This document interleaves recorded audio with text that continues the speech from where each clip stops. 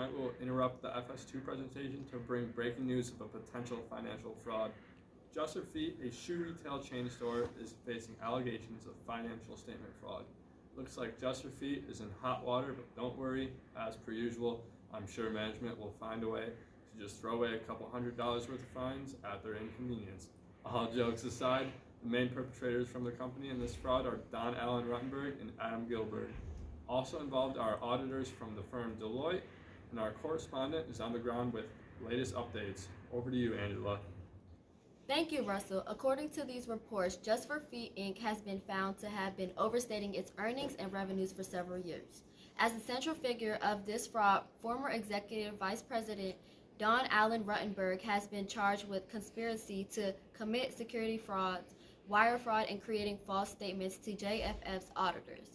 This is accompanied with a $50,000 fine and sentenced for 20 months in prison.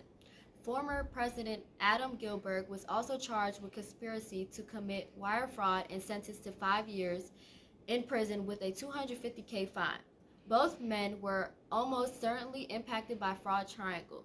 There was lots of pressure and rationalization to keep the historical revenues going for company, and both executives had access to override controls in this situation, making it an ideal opportunity.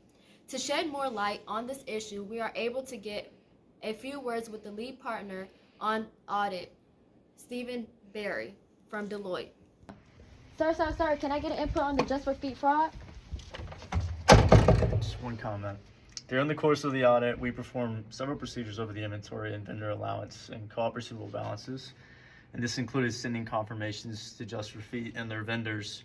Some of the results of these procedures raised concerns to our team.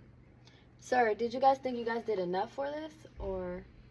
We raised these concerns to management, but they were not addressed adequately enough, and of course, though we didn't do enough reasonable enough job of detecting the fraud at Deloitte, and in retrospect, we regret that, and now if you'll excuse me, that's all I have to say for today. Okay, thank you. What is your inputs on Stephen Barry? Yeah, I'm not sure who that guy was, but he shows that the team at Deloitte didn't really know enough to find the fraud. So let me tell you really what I would have done if I was the lead auditor. The standard audit confirmations done here over the receivable balances was the right idea from Deloitte. They didn't really do a good job of following up on the concerns that were raised. They really should have followed up more on these concerns and even could have varied the timing of sending those confirmations to allow for less of an opportunity for alterations and collusion to be done by management and their vendors. For the inventory testing, they also should have prioritized performing an inventory aging analysis, and that would have really better determined the material misstatement of inventory obsolescence they found. And coming into performing inventory testing at unexpected times would have really been ideal in catching management off guard. And lastly, I really believe they should have looked more at some non-financial measures, such as some vendor relationships, employee turnovers, and store-by-store metrics, and that would have really gone a long way in showing that something fishy was going on here. But that's just my 2 cents on the situation. But like now the real question is, why did that guy from Deloitte look so familiar? Now that we have some comments from the auditors in the field, let's hear some comments from the regulator overseeing the situation.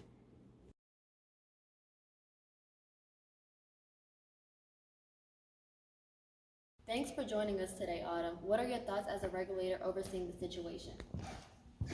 As regulators, we can help minimize fraud by speaking clearly about prohibited and permissible behavior, issuing interpretive guidance or rulemaking when necessary, and making it clear that illegal conduct will not be condoned. We use a three-pronged approach to attack fraud. First, we seek to educate investors and protect themselves against fraud. Second, we conduct regulatory examinations to ensure that firms have robust compliance systems to prevent and deter fraud and other violations. And finally, we aggressively prosecute securities fraud, working together with criminal prosecutors. What happened with Just Her Feet was a wake-up call, and it has prompted us to review our regulations and provide better protection for whistleblowers, so hopefully something like this never happens again. We were able to get some comments from an individual who has stock investments in Just for Feet Inc. I felt very betrayed hearing the news of the fraud committed by Just Her Feet. Having looked at the situation, I realized there were just some things I should have kept my eye on. Taking a deeper look at the financial statements for inconsistencies or irregularities with the revenue growth and the inventory count would have been a good place to start. I could have also examined the quality of the audits performed by Deloitte, as it seems they didn't do a great job.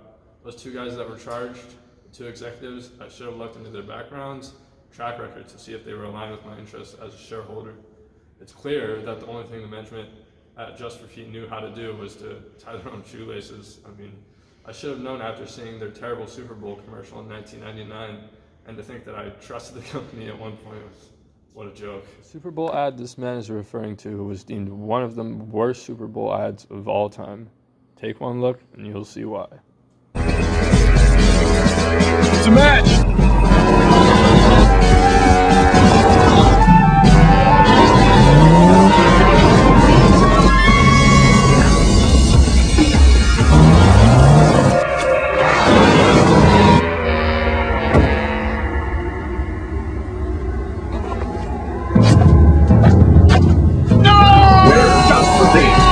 Serve and protect feet.